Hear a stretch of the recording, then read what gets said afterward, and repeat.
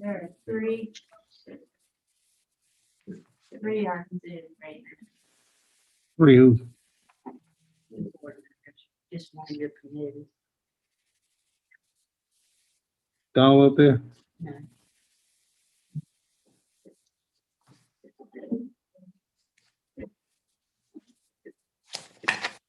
We got enough heat going? Excuse me? Mr. Chair? Okay. Good afternoon. Good afternoon, everybody. My name is Bill Sharp. I'm the chair of the ASOC Committee for Nash County Public Schools. And today we have a couple items on the agenda we need to review before the school board. And the first one on the agenda, we're gonna review the agenda. And I'd like to take a roll call, please, for those attendants for this committee. Mr. Dutton? Here. Ms. Chavis? Mr. Lamb? Here. Ms. S. Bullock? Here. Okay, great. I'd like to call this meeting to order. First item up on the agenda is the minutes from the last meeting. Is there any corrections or comments from the minutes from the last meeting? If there aren't any, I need a motion to accept the minutes from the last meeting. So moved. It's been moved by Mr. Dutton. I need a second. Second. It's been seconded by Ms. Bullock. So any discussions or concerns? Hearing none, I'd like to call for a vote. All those in favor? Mr. Dutton? Yes. Ms. Chavis? Mr. Lamb? Yes. Ms. Bullock? Yes. Great. Next thing on our agenda is Ms. Sheila Wallace, the Keller Educational Service.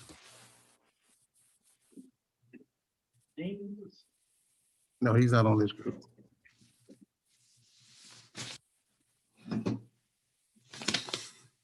Good afternoon, Chairman Lamb, Vice Chair Sharp, President and virtual board members.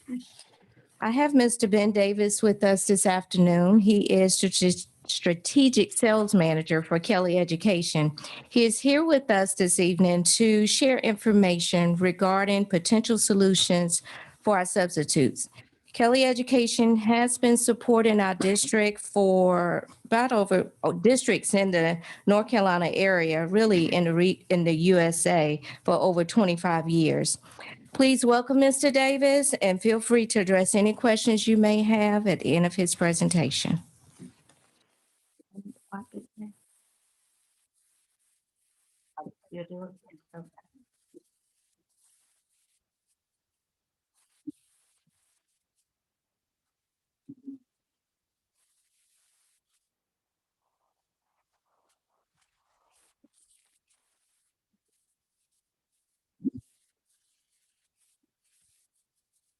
Good afternoon, Chair Lamb, Vice Chair Sharp, board members, and Dr. Ellis. I truly appreciate y'all giving me this time tonight to speak to you. Tonight, as Dr. Wallace mentioned, I'm here to talk to you about a partnership between Nash County Schools and Kelly Education. I really want to highlight a lot of the pros that are going to go into this program and how we can improve your fill rates across the district by giving you quality educators for your students, because that's what it's all about. This first slide that I have up here tonight is an overview of everything that we're going to do in partnership with your Human Resources Department. It all starts with working with your department to really with your HR department to really understand your community. Whether it is putting yard signs up at schools or doing online recruiting, we're going to be responsible for recruiting 24/7 for substitute teachers specifically. Our screening is next to none. We do a one-on-one behavioral interview with every single substitute teacher that your district will have on site. Moving forward, we cover all of the I-9s, the applications, the interview processes that go into actually vetting substitute teachers to be sure that they're quality, because if my kid is in your classroom, I would want them to be vetted as well. When it comes to removing administrative burden, this is something that I told Dr. Wallace she would probably enjoy the most. With our partnership, we do the orientations for the substitute teachers. in partnership with your district. If there's certain places in the community you think we should be as far as doing orientations, we'll be there. We also do professional development ongoing for all of the substitute teachers. It is online as well as in person in a non-pandemic world. The next piece is our scheduling and reporting tools. So I'm aware that your district uses Teacher Match, SmartFind Express for substitute absence management. The best part about this piece is that we cover the bill on behalf of your district. We give you options as far as reporting. We're constantly offering different tools on top of this to help you when it comes to reporting and knowing what's going on at your district and your schools when it comes to absences. For the next part of this wheel, I want to tell you that we are the employer of record. So if any incidents occur, if a substitute teacher happens to have an incident at a school, it is our responsibility. Also, the next slide that I'm going to get to talks a little bit about retention, but this is pretty much a high-level overview of everything we're going to be able to do in partnership with your district.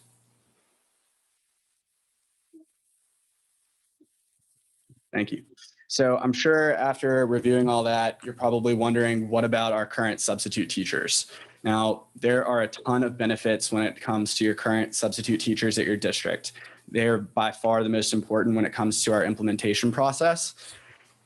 With that being said, we offer health benefits, whether it's healthcare, dental, vision. And because we offer health benefits to your employees, they have the opportunity not to work only 29.5 hours per week. They can work 5 days a week, nonstop. Because according to the Affordable Care Act, if you do not offer them benefits or access to benefits to purchase the benefits, they are not allowed to work but 29.5 hours a week. Everything else here you can review. These are other cool spiffs and perks that we offer them.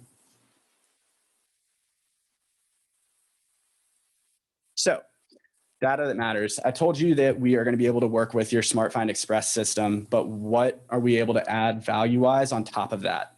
These are a couple screenshots of what we call the Kelly BI, and this is a powerful tool that dives deep into the data at your district. We have in the bottom left, all of your principals will be excited to see this, the school snapshot. For each school specifically, principals are able to get data on absence reasons, days that are harder to fill than others. All that good stuff that a principal can really use to be sure that they're filling the absences on any given day. We also have a monthly snapshot for your district. We do a customer business review on a regular basis. And the top left, obviously, we are focused on the COVID-19 pandemic and being sure that we're analyzing that data for you. So cost. I'm sure that everybody here today wants to hear about cost. I worked with Joyce Jarrett, your Chief Finance Officer, to run a cost analysis on what your district is currently paying for substitute teachers. And then we ran an analysis of what it would be to work with Kelly Education. I want everybody to know here tonight that your substitute teachers will receive the exact same pay that they are receiving now. They will also get access to benefits, like I mentioned, and different perks on top of that. We want to incentivize your substitute teachers to work on those harder to fill days, right? The way our pricing works is we charge a percentage on top of the pay rate when we fill an absence. There's no fee for implementation. There's no late payment fees. The only time that our company actually charges your district is when we do our job. So we're incentivized to fill your classrooms with a quality educator. So, I could go all night about how awesome Kelly Education is, right? We recently had a district in North Carolina reach out to multiple schools to get references, and these quotes came from those reference checks. Also in front of you tonight is a reference letter from Rowan Salisbury School System. They came on board May of last year, right as the pandemic hit, and we were able to get them up and running seamlessly to be sure that we were covering absences when the new school year started. A cool story about Rowan Salisbury School System is they were one of the only school systems in the entire state of North Carolina that were able to stay open at 50% capacity under Plan B to start the school year. And they've been open the entire year at 50% or more. So these are some frequently asked questions by members of the board, superintendents, that I've seen through different board meetings. The number one thing is that our contract is non-binding. There's no start and end date. It's an evergreen contract with a 30-day out clause, meaning at any point you can get out if you need to. The other thing that's important, I mentioned earlier, I want to reiterate that your employees will get benefits as well as be able to work 5 days a week. The other thing is we recently just signed up with Alamance Burlington School System in March 2021, and they had our contract vetted by Tharrington Smith. And I know that your district works with Tharrington Smith as well. So that should be, that should give us the ability to make this an expeditious process as far as the contract's concerned. And then at the bottom are all of the districts that we work with across the state. Now, I want to reiterate one thing that I said at the beginning. The main reason that I'm here in front of you tonight is because of your students. And I really care and I'm passionate about the fact that through this partnership with Kelly Education, we are going to be able to provide you the top quality talent when it comes to substitute teachers for your district to help them get the education they deserve. And that's the end of my presentation. So any questions? Real quick, so how big is your staff that you have at your central office? In our central office, we have about 65 people that work to answer phone calls and staff on a regular basis. Our team that we're going to offer you is a team of about 10. We have a headquarters based out of Charlotte, North Carolina, and that's where our branch is located. So you'll have a state lead, a client manager, a recruiting coordinator, and more. So walk me through what an introduction period would be like with you guys. You mean the implementation process? Yes, sir. Okay, so I tend to tell this story to give our operations team a little bit of a breath of fresh air, right? So I always say that it takes 90 to 120 days for us to get up and running.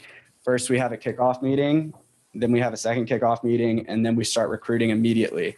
Now, I will tell you that Alamance Burlington is about twice the size of Nash County Schools, I think somewhere around there. And we were able to get them up and running in 51 days from kickoff to go live.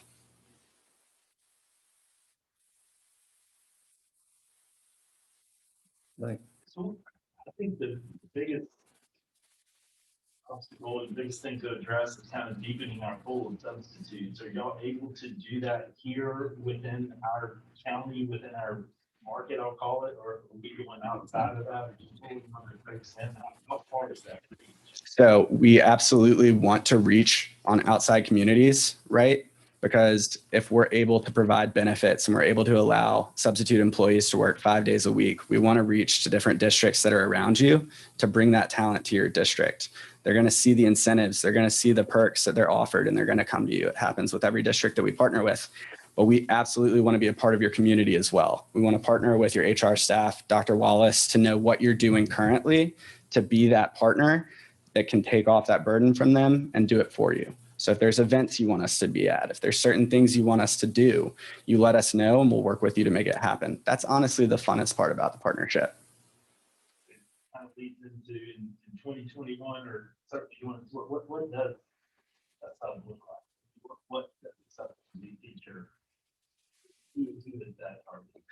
So we target anything from childcare workers to, there's plenty of positions that I can actually run a talent analysis for you of your specific market to tell you exactly what it is that we're going to be looking for. We do have a job description that you can look over as well, but there's plenty of positions out there. What I think makes us different is that we truly care about the quality of the educator. And when I say that, I mean that we're going to be the ones taking this person. We're going to do a one-on-one behavioral interview to be sure they're able to handle a classroom. And then we're going to provide them the actual training that they need to be an educator. We have an online tool that we use, and they have to take an assessment, and they have to pass that assessment in order to be an educator for your district. So it's not like we're just picking up anyone. Mr. Lynn? I'm John Doe at Springfield Elementary School. I'm gonna be out in the morning. What do I do? Call Kelly Education. Get the education, not a secretary at Spring Hope, not an assistant principal at Spring Hope. Call Kelly. Yes, sir. I think the best thing I've seen in a formal principal is where you can have a substitute in 4 to 5 days. That's a key ingredient because it's hard to mix and match 29.5 hours. You're absolutely A right. teacher that has the flu is gonna be out a week or 10 days. Yeah, you're absolutely right. And that was one of the primary reasons that Rowan Salisbury decided to come on board. How does it work when they call Kelly? You put the teacher, the substitutes on the call list and. So it's very, yeah, so it's very similar to what you're doing now, right? With Future Matches Smart Find Express software system. We can continue to do it that way. If they want to call in and speak with their account manager for Nash County Schools from Kelly Education, they can do that as well. So follow up on Mr. Lamb's question, the personnel issue, so you guys manage the whole person, they work directly for Kelly Services or Kelly Education. Kelly, Yes. they work directly for you, so you handle all the disciplinary actions, all the, any incentives and the whole process. Now, how long do you need to turn around to get a teacher at that site? If I called in at 5 o'clock in the morning, say I don't feel too well, I won't be there at 7. And I got a vacancy at 7 o'clock, how you gonna turn it around in 2 hours? So we are dealing with human beings, right? So I could try and be up here and tell you that we'll have somebody there immediately, and then they get their tire gets flat on the way to work, right? But it's our responsibility to take that burden off your HR staff and be responsible for calling until we find an employee who's willing to take that absence. So you call us, we start calling all of the substitutes in your pool to be sure that they're filling that absence or at least willing to go into work. So is that handled through the local school or through the central, you're working direct with the local principals at the school or through central office? So that's twofold, right? If a principal calls us, we'll fill the absence depending on what the principal tells us, but the central office can call us as well. But the beautiful thing is that we are very well versed with your software, Smart Find Express. So if an absence gets plugged in there, we're gonna know immediately. Your district has access to the system, just like they know and love right now. We ask for access as well so that we can have eyes on it. So if something like this happens, we're on it immediately. It's all about giving you unlimited resources so that your administration isn't having to deal with it. Your principals aren't having to deal with it. It'll free up time for them. The main benefit here. You were so familiar with the Bill called in 6 out of 9 Monday morning. Yeah, I'm gonna have to have a talk with that one. I was telling him to deal with Mr. Lamb.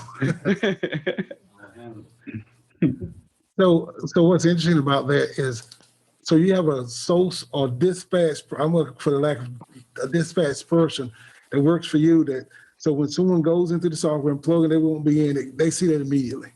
So that's a 24 or whatever length of time around the clock that someone's monitoring that just verification, or is there an email signal that's sent out to somebody and they have to catch their email? It's both, right? If we're on the system, we'll be able to see it. Otherwise, we get notified via email or text or however SmartFind notifies us. As far as getting substitutes that we have now, how does that work? Are you going to employ all the substitutes we have, or are you going? So we would grandfather them in. We know that your talent that you have currently on board is of paramount importance to your substitute pool, right? So we want to make the process as easy as possible for them and provide them all of these awesome benefits. So yes, we will absolutely employ them. And we welcome it. Could I see that list of schools that you're supplying now?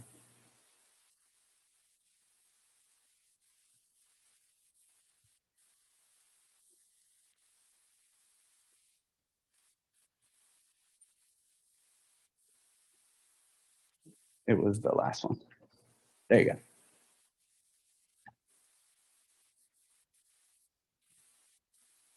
So that's 1, 2, 3, 4, 5, 6 school systems in North Carolina. Yeah. So, and the reason I'm asking that question, and you pull from all educators in the area. Mhm.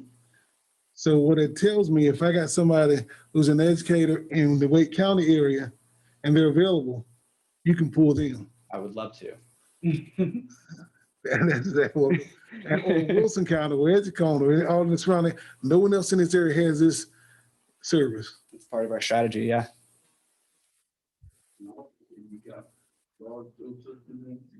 Yeah, we do. Swain is a smaller school district. Charlotte Mecklenburg is a huge one, right? And And then the newest ones are Rowan, and then Alamance Burlington is coming on. They're about the same size.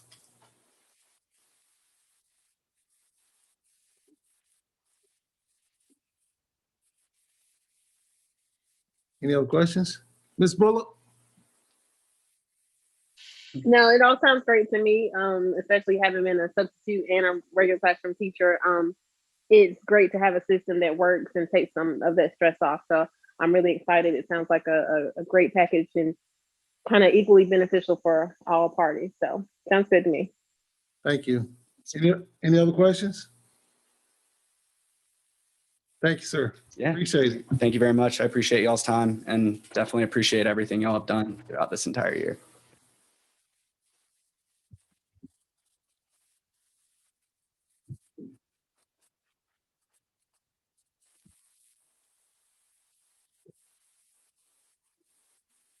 I'm gonna take a minute to Ms. Davis. Come on down.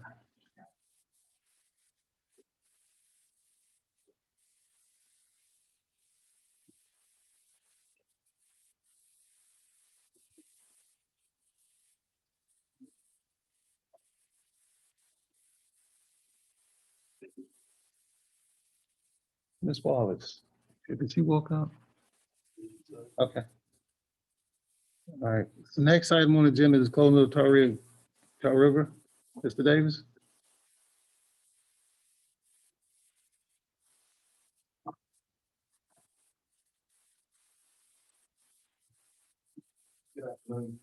Good afternoon. Good afternoon. First action item today is closing of the Tar River Academy facility. The Tar River Academy facility is currently located on 224 South Pearl Street. The building is 81 years old. The campus opened in 1940. Tar River Academy is in need of major renovation or be relocated to another campus. The building is taking on moisture through the brick. The walls are plaster and the moisture is causing it to delaminate from the walls. The mechanical system needs to be totally renovated. The electrical system needs to be updated. The plumbing fixtures and restroom partitions need to be replaced. And the dining room is in a basement and moisture is weeping through the walls. Science building at Rocky Mount Middle School is currently vacant. This building was constructed in 1969 and is about 16,000 square feet. Tar River Academy was once located in this building. With some modifications, we can relocate the high school students and have enough space for this program. The middle school students would be relocated to the evening academy at each student's base school. In order to close the current Tar River Academy, General Statute 115C-72 requires a study of such school to be made, having in mind primarily the welfare of the students to be affected by a proposed closing or consolidation, and including in such study, among other factors, geographical conditions, anticipated increase or decrease in school enrollment, the inconvenience or hardship that might result to the pupils to be affected by such closing or consolidation, and such other factors as the board shall consider germane. The superintendent studied the matter as required by statute and reached the following conclusion. The welfare of the students to be affected by a proposed closing, see the above information regarding the current condition of the facility and the improvements required to upgrade the existing facility. Relocating the school will be better for the students and staff. Geographical conditions. The school is moving less than 1 mile and the student body is comprised of students from all over the county, making this move insignificant. Anticipated increase or decrease in student enrollment, none to be expected. The student body is comprised of students from all over the county. The inconvenience or hardship that might result to the pupils to be affected by such closing, none. The school is moving less than 1 mile and the new facility is much more suited to the ongoing education of high school students. The cost of providing additional school facilities in the event of such closing. The school system is expected to save approximately $40,000 per year in utility cost. The superintendent recommends closing the Tar River Academy facility, relocating the high school program to the Rocky Mount Middle School Science Building, and relocate the middle school students to the evening academies at their base schools. following a public hearing pursuant to GS 115C-72. Any questions? Yes, it's just saying that there's.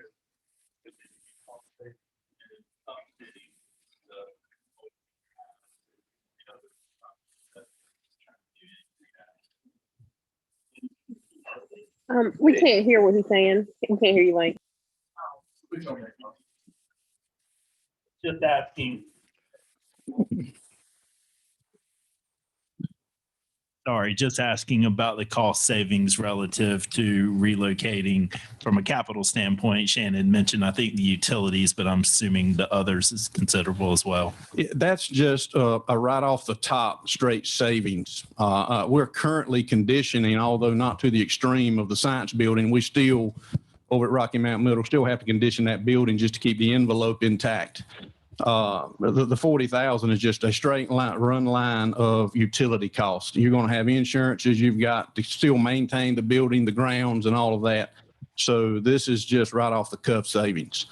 There we'll have to have some adaptation to the science building to accommodate, but we're to a point where the facility cost index for this building is 1.85 to kind of give you a relative where we are. We're closing Cedar Grove and it's 1.37. Swift Creek's 1.24. We closed Oral Pope at 1.25. And this study was done in 2013 to CIP. So you can kind of see the shape of this building. We're to a point where we would be upside down if we made the modifications to this facility that it really needed. Actually, Mr. Davis, I don't see how you can modify that facility, especially with the cafeteria down in the basements, moistures and everything else. I'm just looking at, I'm surprised it took us this long to do that evaluation of that. So, Ms. Chavis. Yeah, what happens to the building for the community's sake? Is it boarded up? How are we gonna work with the disposal of it of some sort? We will, once we go through the process of closing the building, we still have to send that to DPI and go through that process of closing. Then we'll bring back to the board how we want to surplus or what we want to do with the facility at a later date. Mr. Chair, may I have a comment, please? Yes, Ms. Washington. Just needed clarification. Mr. Davis, what did you say? The end part faded out. What, could you repeat that part about what will happen to the current middle school students? You said something about them being sent. They would go to the Evening Academy, which is a current, and I think Mr. Farrow can speak more toward the instructional piece. Yes, with our middle school students who are not moved on to either their base high school or back to their base middle school, will report to our Evening Academy program. We have 2 Evening Academy programs right now that's currently operating, one at Southern Nash Middle School, one at Rocky Mount Middle School. The superintendent is working on a plan that has not yet come out, but he's in the midst of working on a plan where each middle school will have access to an evening academy at their base school, which would be separate from that of the 2 evening academies that we're currently running. So those students will have an opportunity based on whatever their needs are to either attend the evening academy at their base school or the evening academy that we are currently operating at Southern Nash Middle and Rocky Mount Middle School. Thank you. Thank you, sir. Any other questions, Mr. Davis? So how soon what's the next action and how soon will we see the results? If the board approves it, then we'll start the modification process at the Rocky Mount Middle School, creating a front office space and a couple of other admin areas. And we would open that school in the fall. We would get through summer school where they are and move them before August in the fall. So we're looking at in the fall when we see closure for this facility, if that's the will of the board? That is correct. Okay. I just have one more question. I'm sorry. Just a second. Ms. Lamb? Let her go here. I'm gonna make a motion. Ms. Bullock? Just for clarity. So what would be the exact change for the middle school students? Are they daytime students now that would they change over to evening? not familiar with it. So I just wanted to know if you could kind of just explain some more.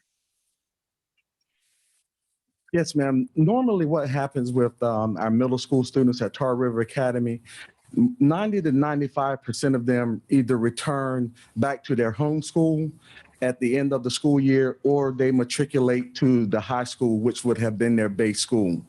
And so usually what you're sitting with is maybe 5% of those students, which is a very small number, who would have continued at Tar River Academy.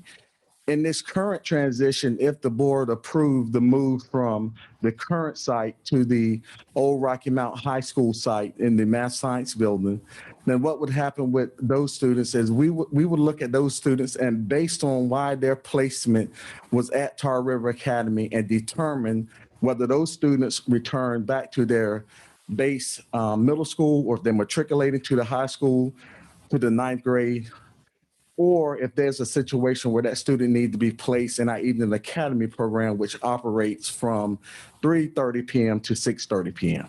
So we will look at each one of those students on an individual basis. But again, that's going to be a very small number, because for the most part, all of those students either go back to their middle school or to their high school.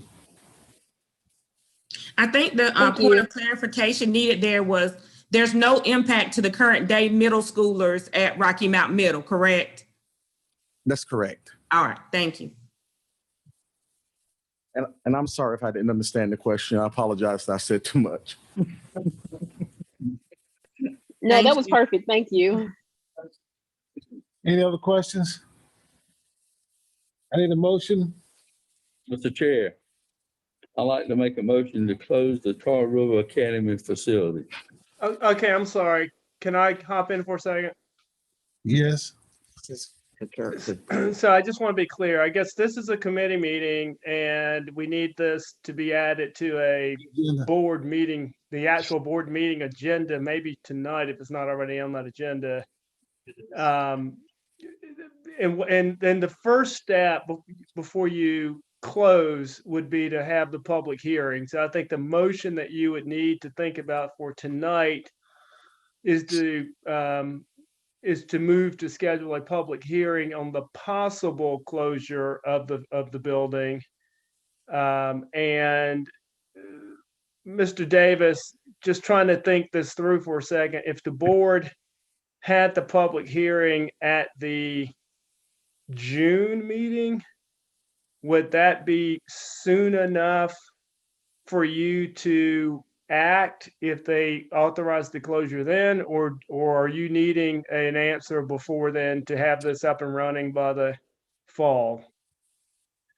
The sooner the better. I know that's a blanket answer there, but we've got to order some equipment, so a little mechanical equipment and admin. We've got some things. June would give us 6 weeks amongst other projects we have. So the sooner I could at least get an idea to move forward, the quicker that we can get that building ready to ensure we're ready in August. So one possible scenario would be to authorize you to begin the upfit of the new space, recognizing that if the board were to later vote not to close the facility, that money, cost, and time would be wasted. But so the board kind of has two options. I mean, you could either, I guess, schedule a special meeting, have a public hearing, and vote between now and the next meeting, or you could authorize him to begin the upfitting of the new space, because that's the long lead time item, and have a public hearing in June and vote in June, but just recognize that if the board were to have a public hearing, hear from the public, and decide that you're not going to close that facility, anything that Mr. Davis may do between now and then may be wasted money. But I think those are your two options based on what I'm hearing. I can make a motion if you want me to. I think Franklin had you made the because you made the motion, right? Franklin, you need to modify what you got. Well, Franklin's motion didn't get a second, so there's no real motion out there right this second. I was saying he And, initiated it. So if you, Mr. Ms. Shaw, Bullock, yes, Ms. Bullock. Mr. Lamb's motion didn't also come as a recommendation to the full board. His motion sounded as if we were going to do it. And I think for protocol, it should say pending, it should be a recommendation to the full board to approve. Does it not? That's correct. And what I was leaning, Just making a motion for this committee, Ms. Bullock, not the full board. right, and what I was leaning to with Mr. Lamb was since he initiated it, he could come back and make the recommendation that Mr. Rod had actually shared with the board, or either him or like either one of us could make the motion. Go ahead. I make a motion that as a recommendation from our committee, we put in process the scheduling of the, Okay. what is it, Ron? Oh, I'm sorry, a public Scheduling of hearing it. on the closure of the Tar River Academy building. Schedule the hearing for the closing of the Tar River Academy building and give Mr. Davis in his group the ability to move forward with the rehab to Rocky Mount High School, or Rocky Mount Middle School. I'll second. Second. Okay, so it's been moved by, motion by Mr. Lang, seconded by Ms. Bullock. Any other questions or concerns? I think the other thing that would be useful, maybe as a friendly amendment, is that it be added to tonight's meeting, because I think historically it would go on at the, something out of the committee would go on next month. It's already on the agenda for tonight. Oh, it is? Okay, never Yes, mind. sir. All right. It's been moved and properly seconded. Any other discussion or questions? Hearing none, I call for a vote. Mr. Dutton, Yes. Ms. Chavis, Yes. Mr. Lamb, Yes. Ms. Bullock, S. Bullock, Yes. Yes. and I vote yes. Let the board so record unanimously vote yes. Thank you, Mr. Davis. Appreciate it. Next item on the agenda is a surplus of the old Rocky Mount High School baseball stadium. Mr. Davis. Okay, we brought this to the board a year ago, right before COVID. The board approved to surplus the property and was authorized to staff to contact City of Rocky Mount to see if they were interested in purchasing the property. As the board is aware, North Carolina General Statute 160A-274 allows the school system to sell the property directly to the city. However, Article 9, Section 7 of the North Carolina Constitution has interpreted by the courts to require fair market value, even when disposing of property to another public body. The city requested that either the board donate the property or sell the property to the city for $1,000. Since neither of these options represents the value of the property, the superintendent recommends that the board solicit other offers and dispose of the property via the upset bid process. The property has 3 parcels. 2 of the parcels are connected on one side of the street, including the baseball field, and the 3rd parcel was located across the street from the baseball field, adjacent to the used car lot and a vacant warehouse. Staff would like the option to divide the property in a manner that will best facilitate the disposal of the property. The superintendent recommends that the board decline the property surplus, authorize staff to seek offers for all portions of the property, and dispose of the property pursuant to the upset bid process.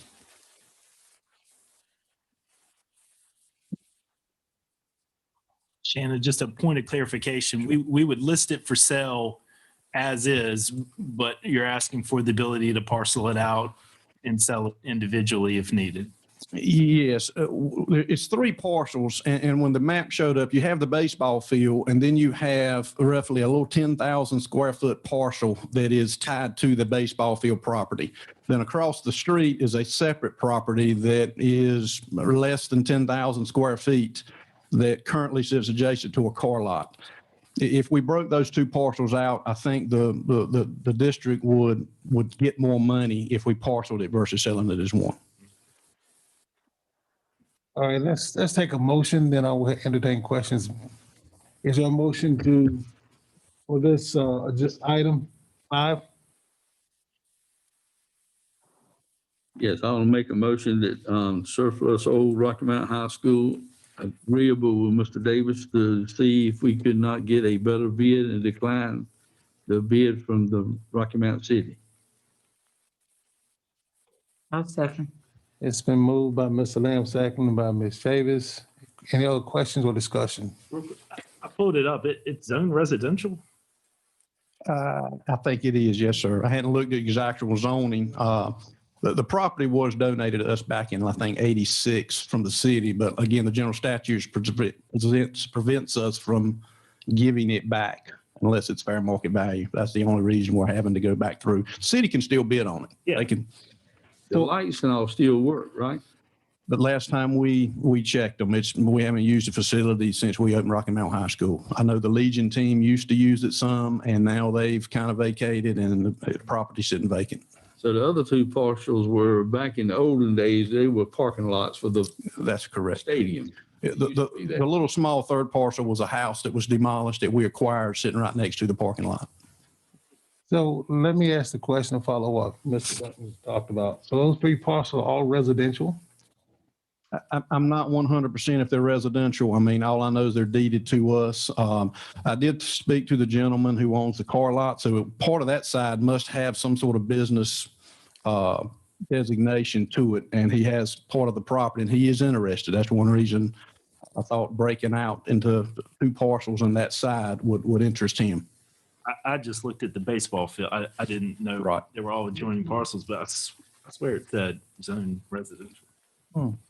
Interesting.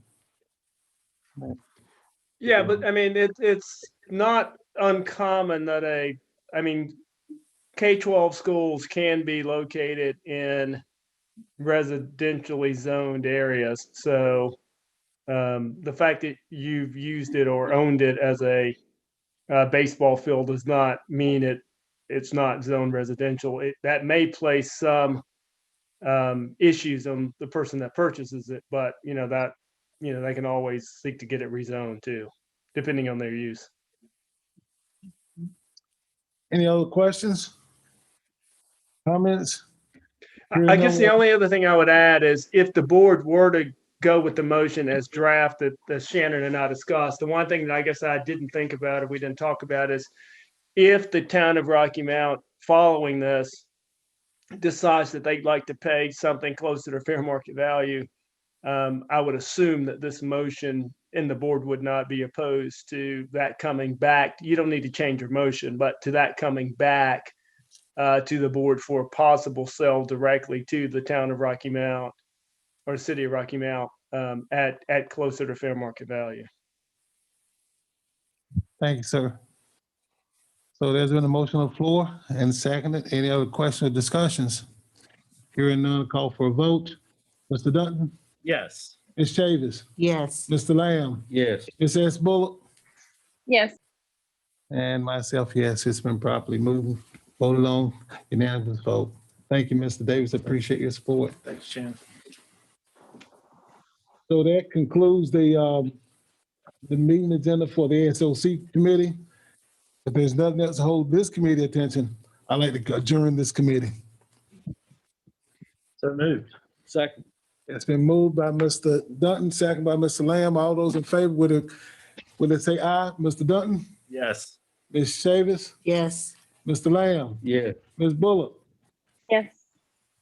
And I vote yes. With that said, thank you very much, Thank you, Bill. sir.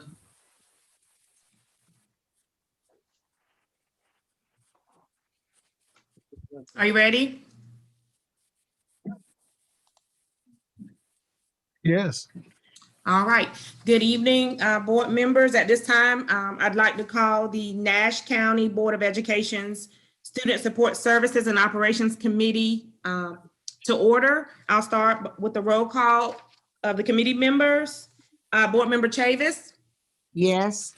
Board Member Jenkins, Board Member Edwards, and Board Member E. Bullock.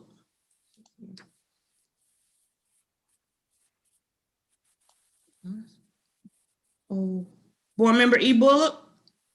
I thought I saw her. She was here.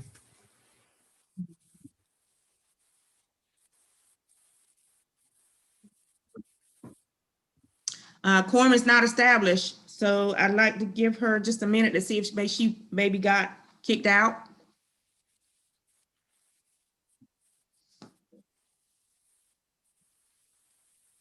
I see her connecting, so she is present. All right. There are just one major item on the agenda, but first I'd like to start by entertaining a motion to approve the last meeting minutes. So move. Second, Okay, that was moved by Board Member Chavis and seconded by Board Member Bullock, was it? E. E. Bullock. Bullock, thank you. All right, hopefully you all have had a chance to review the mental health plan, especially those recommendations. Is Ms. Grant and Ms. Carr present? Yes, we are. All right, would you all like to come down and give a overview? Sure. Thank you. How are you? I'm good. I hope you are doing well. Good. Good evening, Chairman Lamb, Vice Chairman Sharp, board members, and Dr. Ellis. We come before you tonight to discuss the Nash County Public Schools Improvement Plan for Social Emotional Learning and Mental Health. And this plan is required per North Carolina State Board of Ed Policy SHLT-003. Each public school unit shall adopt and implement a plan for promoting student mental health and well-being and assessing and improving upon the effectiveness of supports for mental health, for social emotional health and substance abuse for our students and our staff. So the plan was actually approved by the state board in November of 2020. And by July 1 of 2021, we have to adopt and implement a plan. By September 15th annually, we will have to report the content of the plan and the prior year's compliance with the requirements to the state board. Also embedded within the policy is a 5-year review of the plan by the governing board of the PSU. So we will come back every 5 years to review the plan. And on December 15th, DPI will annually report the information from the plan to the Legislative Oversight Committee on Health and Human Services. And they may audit our plan at any time just to ensure that we have compliance. Thank you. Just a little history, going back in our district, we have actually been addressing social emotional needs and mental health needs in our district as far back as we could trace. And really, we felt comfortable with 2002 when we really started PBIS at the district level and also suicide assessments. In 2013, we began providing day treatment services for our students with significant mental health and therapeutic needs. And we also really started honing in on the multi-tiered systems of support, where we were tiering interventions within our core, supplemental, and intensive services for our students. As a district, we provided youth mental health first aid PD and rolled it out to any staff who wished to have that. We had a threat assessment protocol we started in 2016, which now in legislation, there is call for mandatory threat assessments. So we feel good that we're way ahead of that. We started CHAMPS, which is a tier 1 behavior and social emotional program that is implemented throughout the district now in all of our schools. And in 2018 is when Mr. Farrer and I really came together and recognized that this was much bigger than either one of us could do, and we really needed to hire a mental health coordinator. And you will hear from Ms. Kerr in a little bit as she goes through the components of the plan. We really, that's when we really started working on providing school-based mental health at our schools and looking at a therapeutic component for counseling. And we also started what we call the BEAM team, which is our behavior, emotional assessment, and monitoring team. So we really started the BEAM team because we wanted to be able to monitor and implement the school-based mental health and CHAMPS, and it has just evolved from there. And then we started our universal screeners and we rolled out Resilience PD across the district. And now we really scaled up our BEAM team action plan, which you'll hear about in just a little bit. Thank you. So the BEAM team components really are focused around the 6 critical components of MTSS, where we're really looking at building multidisciplinary leadership, building capacity and infrastructure within the district. We have a huge communication and community and stakeholder collaboration component. We also have worked hard to build in database problem solving components with this, tiered instruction intervention, as well as data evaluation, where we are going to go back and evaluate what we do to determine is it working or is it not, and is it helping our students grow. And as you'll see across the wheel, those are all the components you'll hear about within our plan that the BEAM team will actually monitor. The team actually came up with what I will call kind of a vision of what they do. And really their build capacity of staff and infrastructure for effective implementation of behavior, emotional, and social initiatives to support schools in meeting the needs of our students, to advance academics and drive school and district improvement. So when we reviewed the legislation, we really felt like our BEAM, instead of creating something different, our BEAM team action plan met every component that was already in the legislation. We actually foresaw this coming and started building our plan to align with what the requirements were going to be. So I am going to have Ms. Kerr come up and she will review our district plan and just point out some of the components that will also count for the requirement of our adoption of our plan.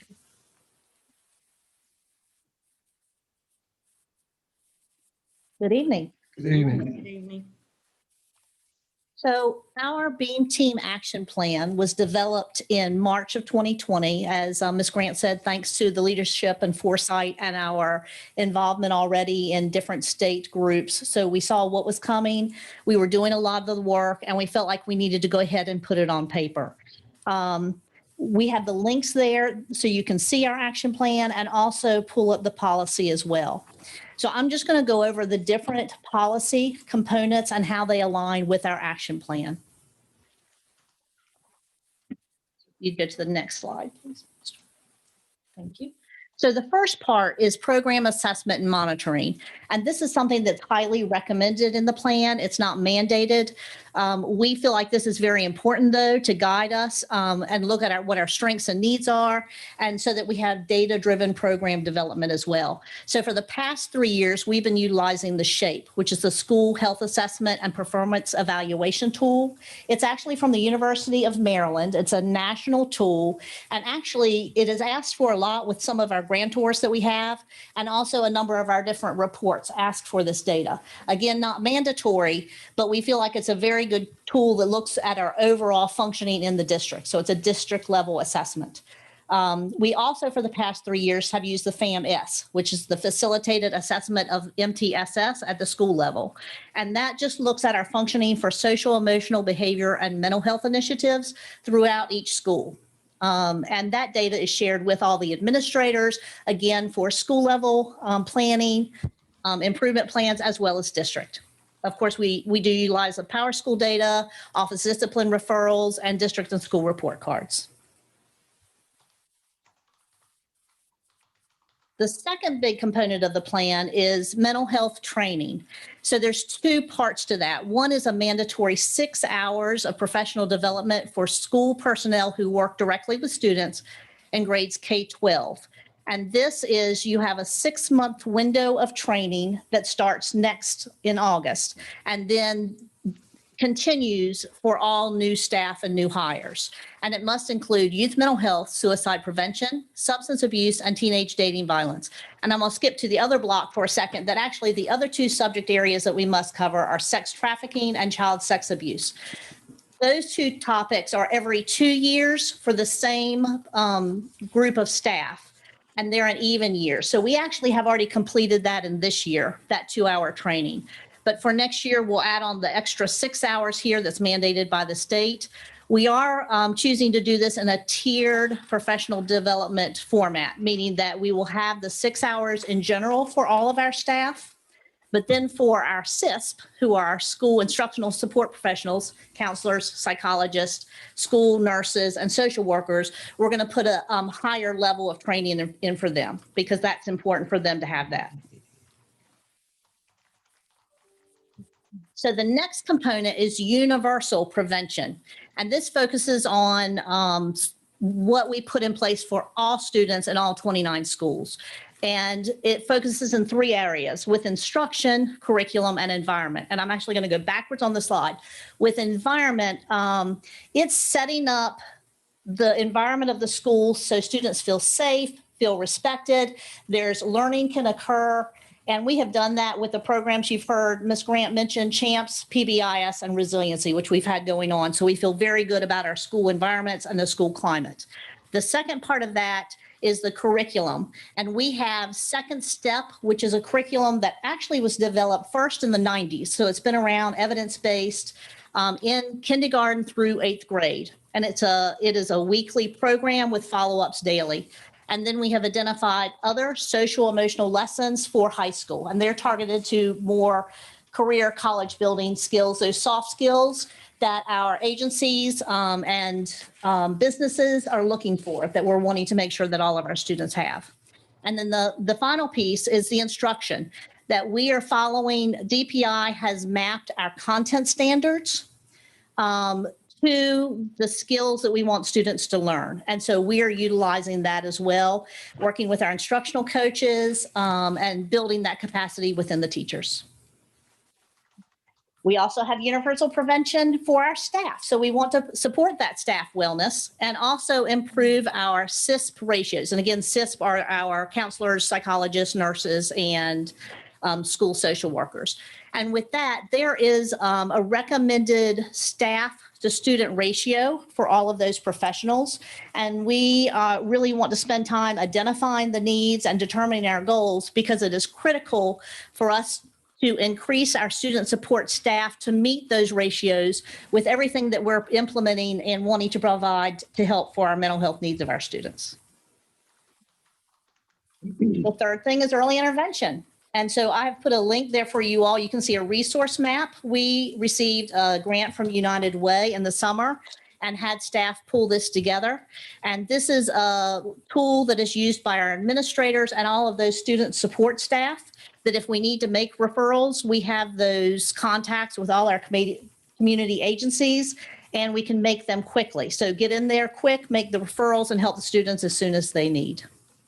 We also use universal screeners, and what that is an instrument that we use this year, K-5. We're going to increase it next year, 6-8, and continue increasing that. Teachers can assess students, a quick assessment to see how are they academically, behaviorally, and emotionally, and what can we put in place if we see concerns to help them early on.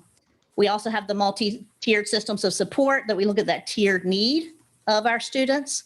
We do the threat assessment and suicide risk assessment. And one reason we do that, we have a low threshold for concern because we want to get in there right away, identify any concerns for possible suicide or threat to others, and put in interventions. Because at any point along that continuum of risk, you can turn it around the other way. And that is our whole goal for all of our students.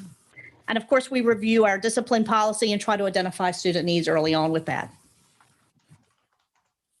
So the next component is called referral, treatment, and reentry, and it meets the increased needs of some of our students.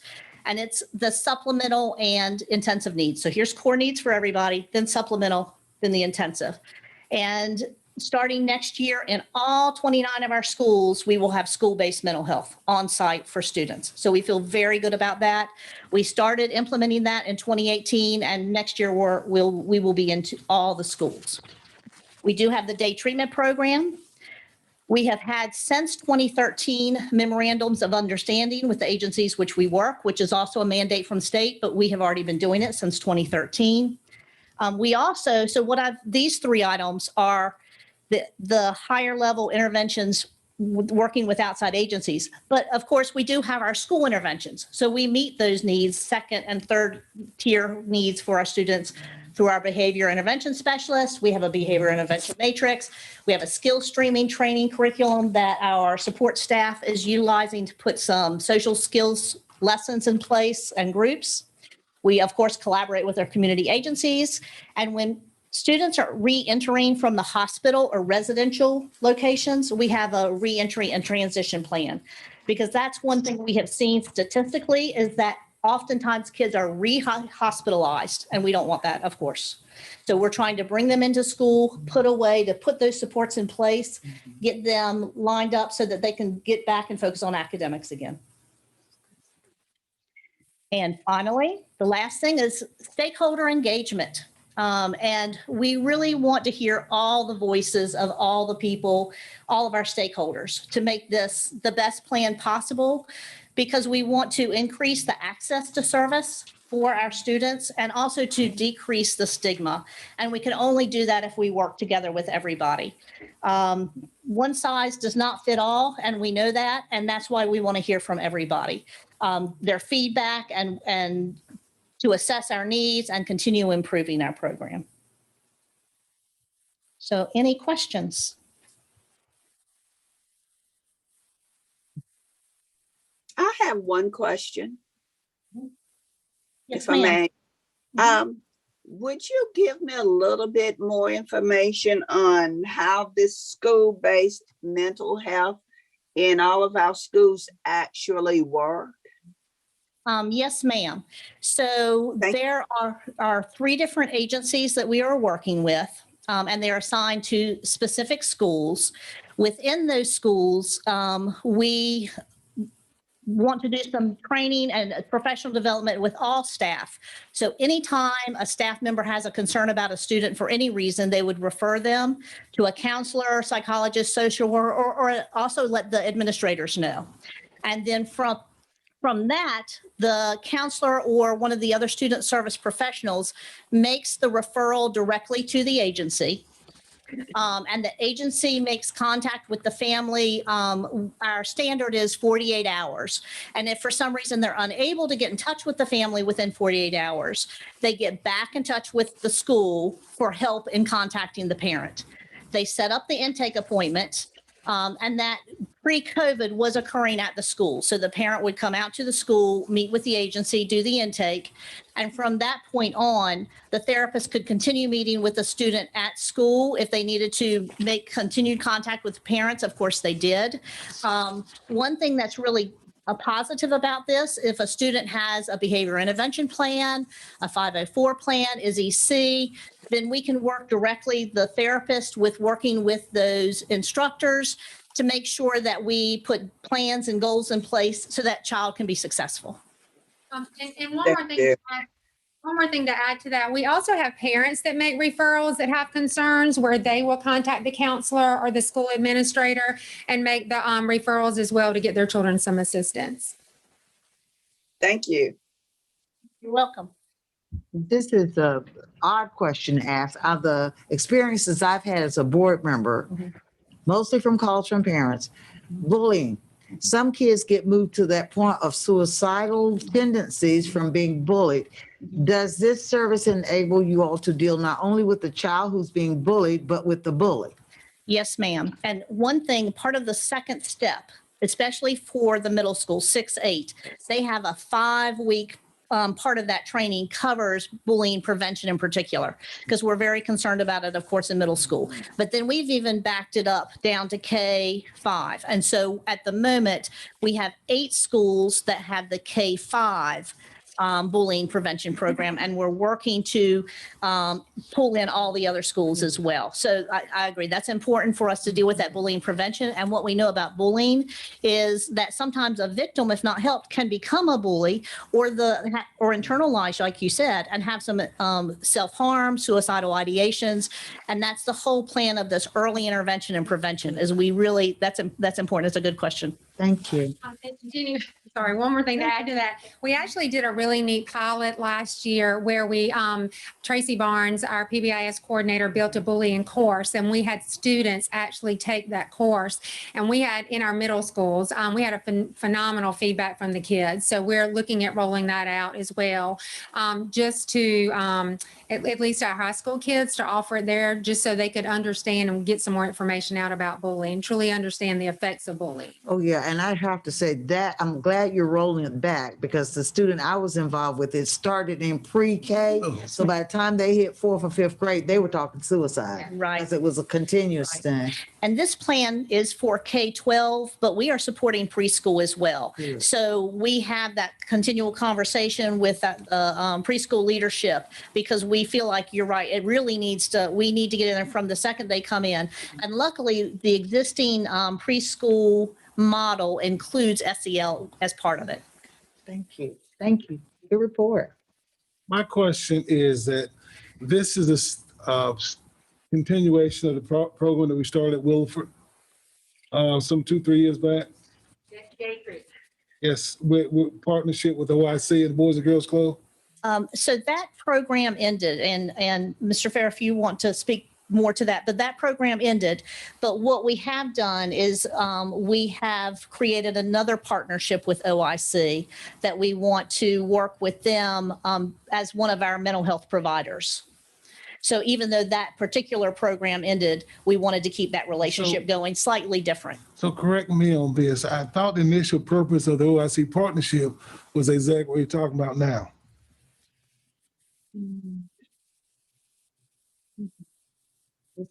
So the initial purpose of the OIC partnership was initially what we were trying to do was have a school-based, it wasn't mental health, but it was school-based primary health, really is what it was. And the focus was going to be primary health, mental health, and then behavioral health. During the course of the process, the primary health and dental health of it was never able to come to fruition.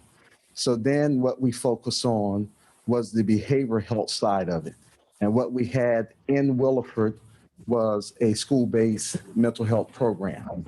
But that's not where this program actually started from. It actually started way back when we started with day treatment. And so we've evolved our services to our students through many different avenues, and this is just one of them. Does that make sense, what I'm saying? Yeah, I'm still trying to do a correlation between the difference, because I think about 3, 4, maybe 5 years ago, we took a trip down to Wilmington to look at a day treatment they had inside their school. And we were going to mirror that. And I think, I was thinking this is what we're looking at now with the extension that we're moving it out to the county as well. But what Wilmington had focused on the primary health side of it, the physical health.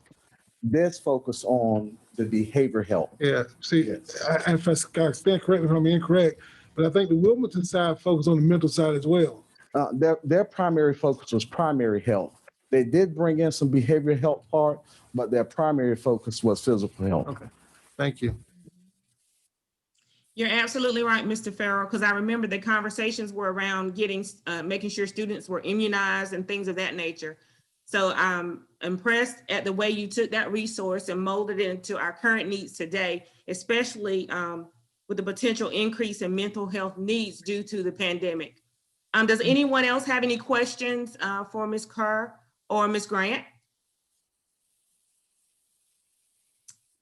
If not, at this time, I'll entertain a recommendation to the full board for approval of the mental health plan. So moved. Second. All right, moved by Ms. Chavis, seconded by Ms. E. Bullock. Any further discussion?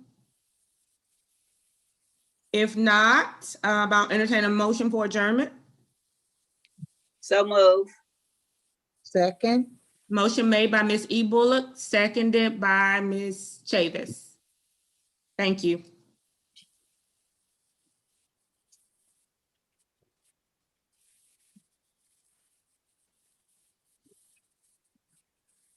Okay, at this time, I'd like to call the Academic Services and Accountability Committee to order. Meeting minutes. Call the roll. LaShonda Washington, Here. Reggie Silver, Chris Bissett, S. Bullock. Here. We have enough for a quorum. I will entertain a motion to approve the meeting minutes. So move. Motion by Ms. Washington, Second. second by Ms. S. Bullock. All in favor, say aye. Aye. All opposed likewise, motion carried. Nash Everywhere Digital Academy, Ms. Melissa Dancy Smith. Good evening, Chairman Lamb, Vice Chair Sharp, Dr. Ellis, virtual and in-person board members.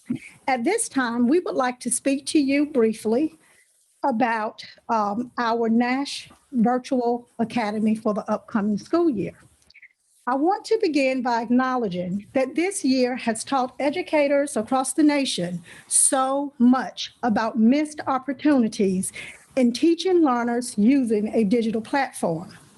While online learning have not served some of our students well, some have been successful in our virtual academy.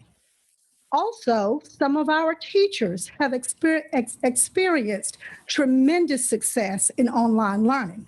Quite frankly, I think some of our teachers will tell you that they had the opportunity to tap into a skill set that they didn't even know they possessed. We must also acknowledge that some of our families may not be comfortable with in-person instruction when we return to school in the fall. So in the spirit of being proactive, Nash County Public Schools would like to provide an online learning program for our kindergarten through 12th grade students as a learning option for the upcoming school year. Presently, the district will not offer online learning options for our pre-K students unless we are provided additional guidance from the Division of Early Learning and Early Childhood. The district's online program will be revamped. Mr. Plyler, who is our Director of Instructional Technology, and he has led the research in ways to improve our existing model, will come forward to share with you our rebranded vision of Nash Everywhere Digital Academy. All right.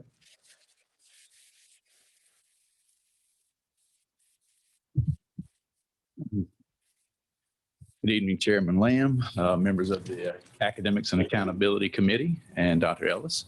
I want to begin with a quote from Professor Paul Revell from the Harvard Graduate School of Education. The advent of digital learning, if properly and fully embraced, could result in some major changes within our field. For example, breaking down the barriers of time and place that lock us in schools, enabling us to do another aspect of transformational change that needs to happen, personalization. I'd like to point out the phrase at the beginning, if properly and fully embraced, and that's what I stand before you today, was we've looked back at our remote instruction during the 2021 school year. We realized that there needs to be some changes, and that's what we're going to talk about in the presentation today. Next slide, please. Currently, we have 5,706 students who are still in online instruction for the end of the rest of our school year, which is about a little over 38%. Looking at what we've seen, I think we could project probably at least a third of those would still want to continue. And if that is the case, that would put us at somewhere between 1,500 and 2,000 students who would still want to be online for instruction in the upcoming school year. With that in mind, through our walkthrough observations that we've continued throughout this year, talking to constituents, Ms. Dancy Smith alluded to this previously. There's some things that we've learned through our remote instruction. Some of our students have been extremely successful. Those that we've, even in the presentation earlier, of some of our students who've had some social and emotional issues have been successful at home and that been doing virtual instruction. And then we've also had some that haven't been very, very successful. So, I think that's something we've learned. Attendance has been very challenging, getting them to attend the virtual sessions, marking that appropriately. We got to have all the documentation correct. That's been a challenge for us. The blended approach that we used has been successful in pockets and not others. It was difficult for some of our teachers, not only learning the learning management system, taking care of Zoom meetings appropriately. Then we got back into some face-to-face and some online at the same time. That was challenging for them. Some would focus too much on the students online. Some would focus too much on the face-to-face. And so that has not been as successful as we would like for it to have been. And obviously, reliable internet connection is a must. Depending on where you were, that was up and down. And if you're going to be online in instruction, you've got to have reliable internet to make that happen. Next slide. With those things in mind, as we look at what I want to go through now is a couple of options just in terms of enrollment first, and then we'll talk about the structure of the Nash Everywhere Digital Academy. Option one, if we have the numbers of enrollments that we expect or that we're projecting, we would take those K-8 students and enroll them in a school inside a school at Tar River Academy, just from an enrollment process. And the high school students would remain. That's unexpected. The high school students would remain enrolled in their home high school. Prior to COVID, the virtual students that we had, that was our process already, and it worked very well, and we don't feel like that needed to be changed. So those high school students that would want to be part of the Nash Everywhere Digital Academy would remain enrolled in their home high school. If the numbers do not reach what we expect them to, if more students want to be in person, then we would allow the schools to handle those remote students on their own at a school level basis. And it would give them a more tight list of non-negotiables. Again, based on the things that we've seen this year already, we would give them a list of just non-negotiables for their instruction for those virtual students. Next slide, please. You can actually go ahead and skip to the one after that. So I want to spend some time talking about the differences between in-person and the Nash Everywhere Digital Academy. What you're going to see in these next few slides is a chart that's already available on our district website for parents to go through. So I'm just going to kind of hit some highlights of that with you guys today, and it's on the website for parents to see already. So if you look at overall weekly instruction in person, and I'll refer to it as NETA from now on, so I don't have to say it. So say all the words so much. NETA K-8 and our OCS and ECS students for overall weekly instruction is going to be roughly 5 to 6 hours of instruction and instructional activities like a regular day, depending on regardless of the learning environment. For our high school students, they will have 4 classes enrolled each semester through Ed Options Academy. We're going to continue the same process with them that we've had previously with our Virtual Academy students. As far as live instruction goes, obviously in person is going to be a full school day of live instruction. For our NETA students, I have it listed there by grade span, the amount of time. That's what we've currently been doing. For just as an example, for grades 3 through 5, that 120 minutes would not be a full 120 minutes at one time. That would just be within the day. There would be a maximum of 120 minutes of live instruction. At this point, for elementary students, they would not have live instruction for specials or electives. There would be activities provided for them through their learning management system for those courses. And for middle school, then there would be some asynchronous options. For instance, if they wanted to take band or chorus or some of those kind of things, we'll talk about that briefly in a few more minutes. As far as high school, there's not a live instruction for Ed Options Academy. It's strictly an online course. They go through the content, but there's no live instruction. They do provide for them tutoring, live tutoring if they need that. Anytime, I believe it's from 7 a.m. to 7 p.m. They can either schedule that or call in and get live support if they need that during the day. Next slide, please. Asynchronous instruction or not live, that's not applicable for in-person, obviously, unless we have remote instruction days that are either built into the calendar or approved by assigned by the superintendent, obviously approved by the school board. For our NETA students, that would be other activities that are not part of the live instruction, things that they're doing, instructional activities outside of that, somewhere between 9 and 15 hours a week. For our high school students, we put 20 to 25 hours, and that can vary based on the student's schedule and work ethic. Depending on how hard a student works, they might get done faster than that, or it may take them a little longer. Again, that's kind of more about a student's pace and how they work and what's required from the courses. Screen time across the board, we're going to try to do that obviously appropriate to the age of the student. For our teachers, obviously for in-person instruction, will be certified teachers within our district in the school that they're attending. For NETA, for K-8 and OCS, ECS, they will still be certified teachers within our district who will be teaching those and assigned, but they will only be teaching virtual students with a few exceptions, and I'll mention those in a few minutes when we get to a little bit more about course offerings.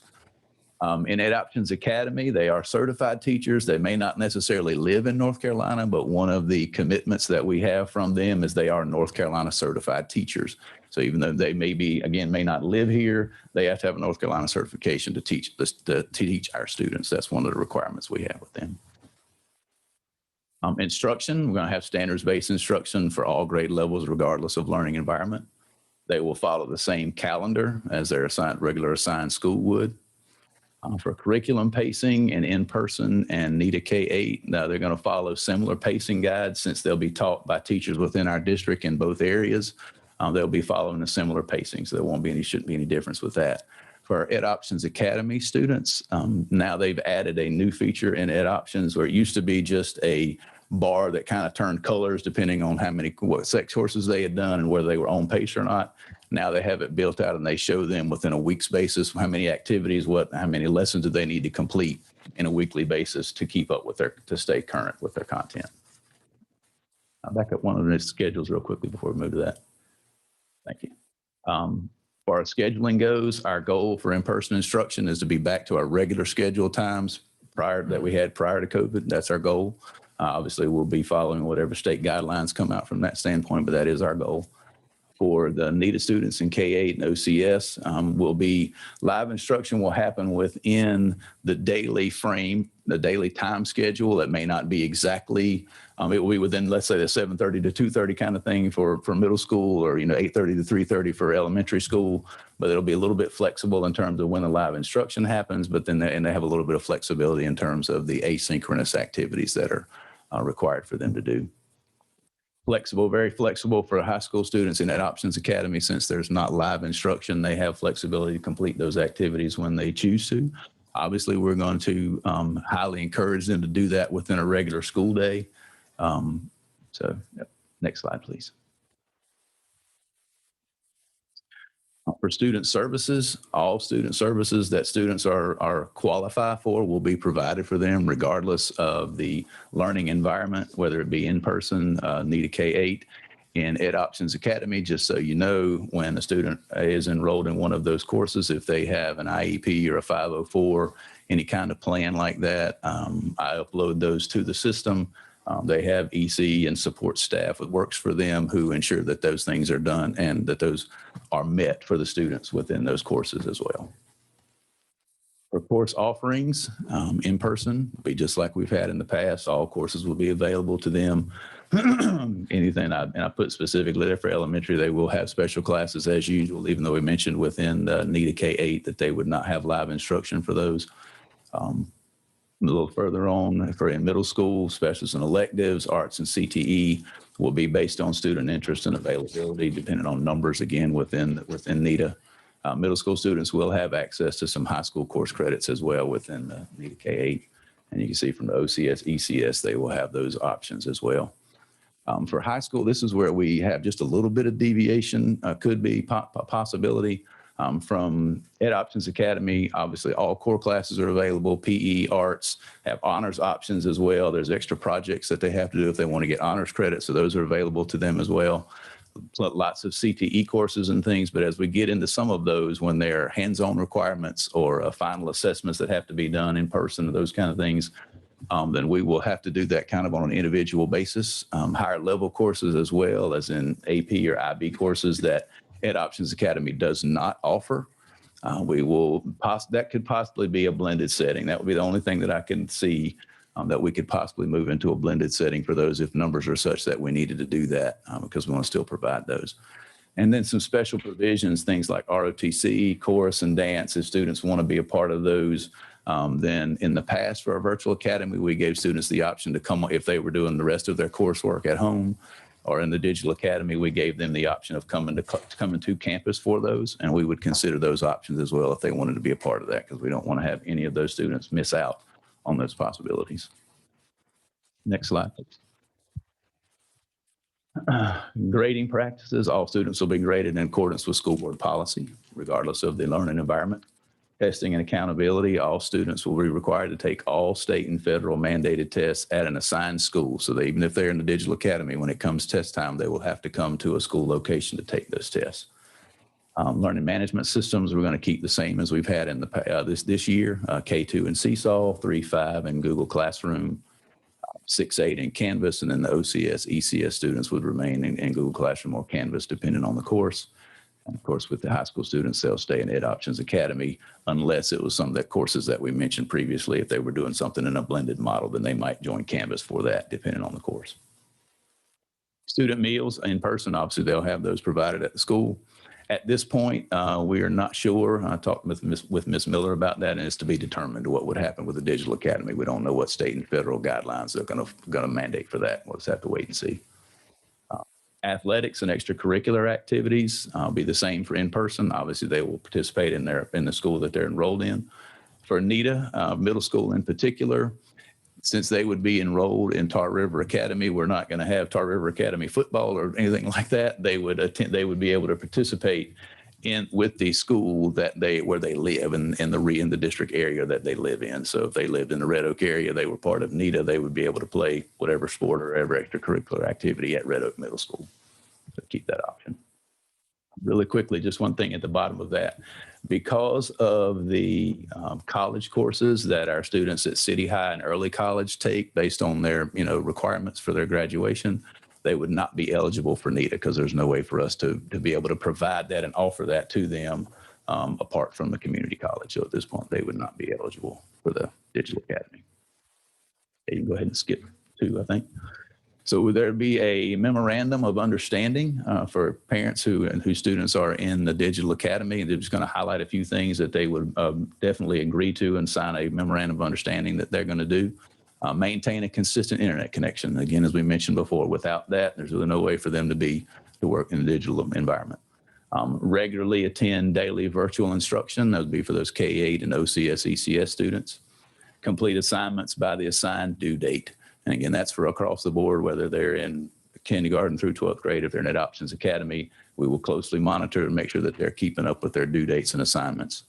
Adhere to all board policies, student code of conduct, social media, again, and making sure that they take all state and federally mandated tests at a school site. You could pull up the timeline. A tentative timeline that we're following at this point for the digital academy. It should be a link right there.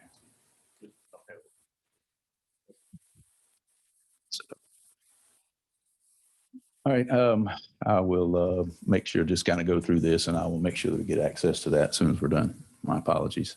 The website on the district website has been available since April 27th. We have an instructional choice form for parents to choose whether they want to be in person or with the Nash Everywhere Digital Academy. That's been on the website since the 27th. Our goal will be to have all parents submit that form by May the 21st. That date may change just a little bit. We intended to have our board presentation Monday and start our notifications on Tuesday, but we had some internet issues, so now it'll be tomorrow before we start that, so we may give them a couple extra days from that. May the 10th, I'll put out an application for any teachers who are interested in teaching in the Digital Academy. We'll do, they'll have some criteria that we'll be looking at after the application process. Starting May 24th, we'll begin looking at student applications, and there's some criteria there we'll be looking at for students for application and acceptance into the academy. with the goal of June 21st, being able to notify principals and parents of either teachers that'll be teaching and the students who have been approved to be part of the Digital Academy. On July 1st, we will employ an online learning coordinator who will support this process, me in this process as well, and then begin working with our teachers in August who will be in the Digital Academy with professional development. And the last thing I want to share with you, since the form has been on the website, you can go to that next slide. As of about 2 o'clock this afternoon, we'd had 411 total responses. And of those, 49 had expressed interest in being in the Digital Academy. That's where we are so far. And percentage-wise, that's about 11%, which, again, as we mentioned earlier, what our numbers would be, that kind of falls right in line with what our projected would be if we continued on that way. Again, this presentation was from information only. I'll take questions at this time. Anybody have any questions at this I time? have one. It was for clarification. Yes, ma'am. The teachers who may be interested, what was Yes. that deadline again in the process for? The application will be available for them on May the 10th. And actually I did, let's see, I think probably May 24th would be the deadline for them as well. Give them a 2-week period. Thank you. Any other questions? Yes, sir. With this NETA program instituted, I think it's a great program. You also stated it would have, the students at City High or early college would not be eligible for this program. And you specifically say the reason why. Do you perceive a decline in those two programs or schools, City High or early college, based on the NETA? I wouldn't think so, because, most of those students who chose to go there wanted that because of the option of being able to get their associate's degree within 5 years. So that would, would kind of halt that process for them. They would be able to keep the courses that they'd already done, but it would stop that process for them if they wanted to leave either one of those. So I wouldn't think so. Thank you. Mhm. Thank you. Anybody I have a question. Oh, go ahead, Ms. Bullock. I had a couple of calls from some parents whose children were virtual, and they were questioning what could they do other than bring their child to school to be tested during the testing period. Have we come up with a plan for that, or is that something we're still working on? I know the law says they have to be at a school, but has that process been worked out yet? Ms. Bullock, the only process I'm aware of that the state says those students have to be in school to take that test. There have been some medical waivers that students can apply for. There has been some talk of separate sites where those students could come, but that's always going to be a state decision if they feel like we can go in that direction.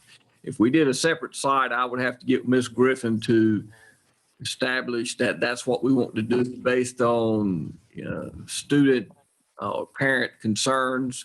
But still, that test has to be taken technically in the building. Okay, and that's what we talked about when I talked to you about it.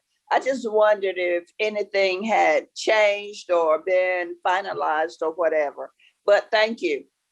Well, we've had a few students to go ahead and apply for the medical exemption. Some of the parents have asked about a separate site, so I think we're answering most of the questions we're getting. Okay, thank you. Okay, thank you, sir. Also, I can only speak for my child, but in talking with the teachers at Red Oak, excuse me, the virtual students will actually test separately from the rest of the students on a separate day. So, for example, her ELA exam is on May 14th, I believe, and there will only be virtual students. And so it'll be a much smaller population. So there won't be a full classroom of students, I don't think, just based on our conversations in any of the settings at this particular school, but I'm sure each school has a plan. And I know that usually middle schools have, kind of figure out the similar guidelines. So just to put people's minds at ease who aren't really wanting their students to come back to do the testing. I know that it's a smaller population. It's likely to only be virtual students. So, just to help put your mind at ease. Yeah, but we still have some students, parents who actually are adamant about bringing their child to school. And I don't know that they quite understand yet that there are limits as to what we can do because of the statute. And Mr. Silver had a I question. got a question. You mentioned something about a coordinator Yes. started in July. What would their description include them doing? And do you have any persons in mind, perhaps, at this point who may be interested in that or maybe an ideal person for that capacity?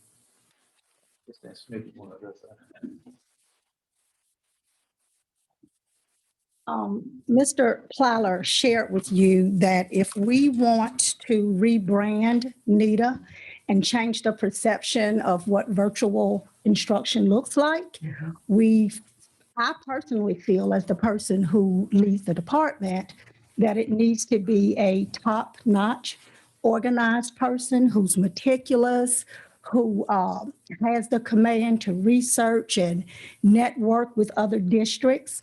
Mr. Plyler and I have been conferencing and reaching out with other districts already to build the program, but really someone who could just commit to managing what we think could morph into something transformational for our district.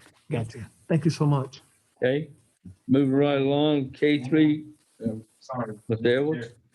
One more question, just to make sure, because we made this one other time earlier this year.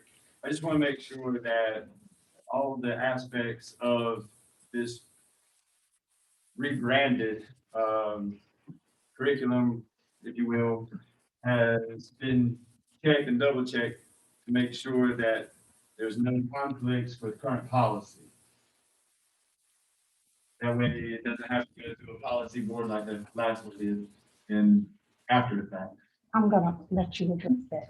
I don't think it would. The only thing I'm concerned about with the virtual plan is the state right now is teetering over remote learning versus school within a school. So I think what we're trying to do is go ahead and have something in place because it's going to come somehow.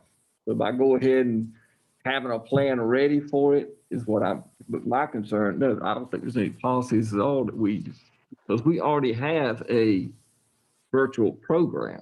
It Right. just doesn't extend to elementary. The program that we have right now is mainly for our secondary students, middle schools and high schools. So what we would like to recommend is that we expand the program to include all students, but our preschool students, because we're held under different guidelines with our preschool students. And I understand that, and that's what, especially with the differences, I want to make sure that we're not violating any board policy or process.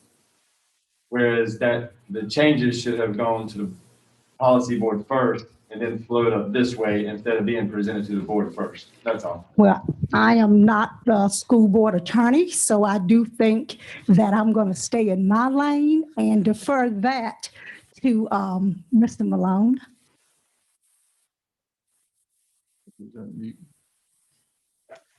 I mean, I think you're fine to proceed in the order in which you're proceeding, if I'm following the question. Okay. Well, I was just making sure that this had kind of gone through a vetting process against policy to make sure that we weren't changing or approving something ahead of it going to a policy board if it needed to first. That's all. And to clarify, we're not asking for approval. It is just for information. Okay, so if it's just for information, when would it start? You could possibly start the beginning of next year. Okay, and that's what I say. Pay for it to show back up in October. It's like, whoops, here's a policy change. I think the only thing I, like I said, be concerned about is devoting in the House and the Senate right now to determine what actually is a virtual school. Because some have tried to put limits on it. Some are getting a percentage. Like I said, they've asked for school codes to be issued. So we've kind of done all the background checks of getting a school code just in case. We can still run it under Tar River like we could be doing anyway. So, you know, we're kind of covering all our angles. So when it is voted on, we'll get ready to proceed. Just be assured that we're being proactive because we don't want things done unto us because then we become reactive. And when you are reactive, in my opinion, you don't make sound decisions. So we've just done the research. Everything that we've read and the state has required, we've ensured that when the legislation passes, and Mr. Malone did send us a little bit of guidance today, we have not had an opportunity to unpack that guidance, but once we do, we will determine whether we can proceed as a school within a school. That would be our first option, as we would not want a separate school code when we really don't know if our community would be in favor for virtual academy. Totally understand. I'm all about proactiveness and I'm all about planning. More plans the better for certain situations.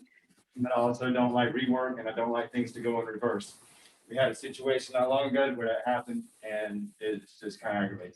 But I completely agree. I maintain we're too busy to duplicate our efforts. Well, and we are forwarding information, you know, we're following the legislation obviously very closely. And, you know, we'll make sure in working with Dr. Ellis and the staff that, you know, whatever you need to do, that all, you know, I's are dotted and T's are crossed, you know, as we go forward. Let me just make this one comment, and Melissa Dancy Smith, your team has done an outstanding job being proactive, laying stuff out where it should be laid out. And I know you as well as anybody else, the work will fall back on you if it's redundancy, and we don't practice redundancy. So thank you very much. Thank you. You're Mrs. welcome. Smith, K3 class size waiver.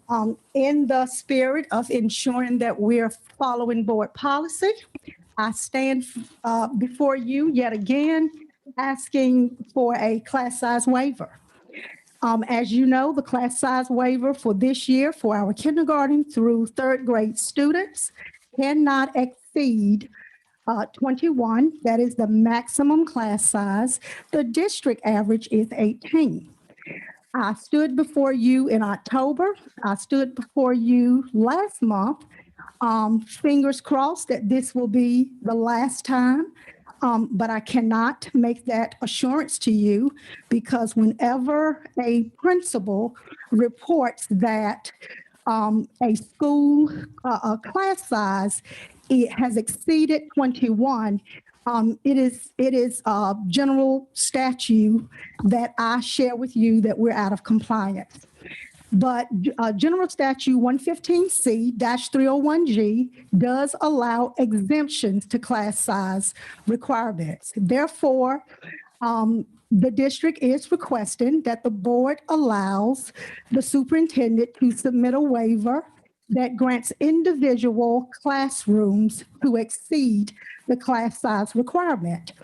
Bailey Elementary at this time has one first grade classroom at 22, so it's one over, and two second grade classrooms at 22. Each class is one over. There is not a financial implication that applies to this waiver. And the exemption that is permissible is that it is an emergency or an act of God. I do want to share that transitioning to in-person instruction next school year, we will not be able to apply for waivers because one of the questions that is asked is, did we apply for waivers this school year? So what that would mean is if we are out of compliance, we would have to restructure within our buildings, which may not be the best thing for schools when we've had so much learning loss, or we may have to provide additional teaching allocations. And I would be remiss in my responsibilities if I did not share with you that we would not be able to apply for waivers next year. Thank you. This time I'll entertain a motion to approve the K-3 class size waiver.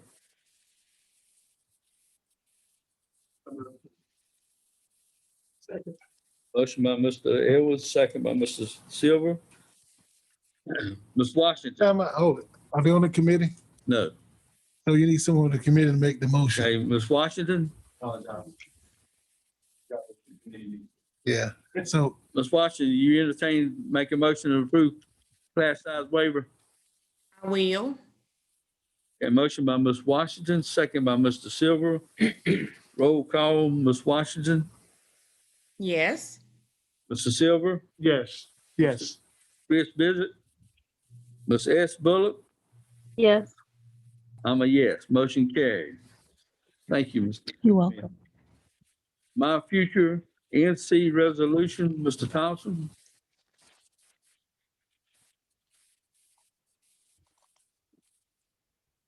Good evening. I am presenting the My Future North Carolina resolution for Nash County tonight. My Future NC is a statewide nonprofit organization focused on educational attainment and is the result of cross-sector collaboration between North Carolina leaders in education, business, and government. School districts across North Carolina are partnering with My Future North Carolina to commit to a resolution to support the attainment goal of ensuring students have opportunities for post-secondary attainment, skill development, and alignment to business and industry needs, and improving educational opportunities. Nash County seeks to join this purpose as a pledge to our students to prepare them for their post-secondary futures, as well as supporting My Future North Carolina in reaching the goal of ensuring 2 million North Carolinians will have a high-quality credential or post-secondary degree by 2030. And so now you can see on the slides there that is our resolution is up. I'm not going to read the whole resolution, but I would like to point out a few points. Nash County Public Schools is committed to providing all students with opportunities to develop career plans, as well as offering all students access to high-quality curricula and coursework to prepare the student for post-secondary opportunities based on their future goals. Nash County's public schools, along with other key partners, will help advance the educational attainment of students in North Carolina by providing students with opportunities to attain high-quality credentials in their chosen career path, providing students with real-world experiences, utilizing quality career pathway labs and equipment aligning high school career pathways with higher education career pathways, and partner with businesses, industry, and other organizations to provide students with post-secondary options upon graduation. So what we're asking tonight, and Dr. Ellis is asking, is that the My Future North Carolina resolution be approved for Nash County schools. Thank you. I will entertain a motion to approve the My Future NC resolution. Motion by Mr. Silver, second by Ms. S. Bullock.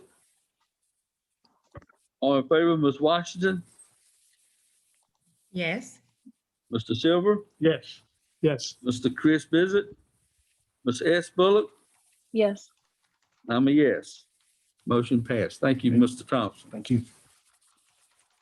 At this time, I will entertain a motion to adjourn this committee meeting. So moved, sir. Motion by Mr. Silver, Second. second by Ms. Washington. All in favor, say aye. All opposed likewise. Thank you. Meeting adjourned.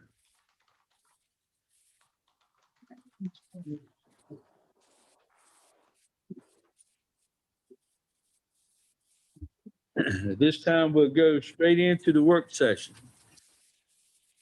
I'd like to call the meeting to order. Do a roll call. Ms. Chavis? Yes. Mr. Edwards? Yes. Yes. Mr. Bizet? Mr. Sharp? Yes. Mr. Dunton? Yes. Mr. Jenkins?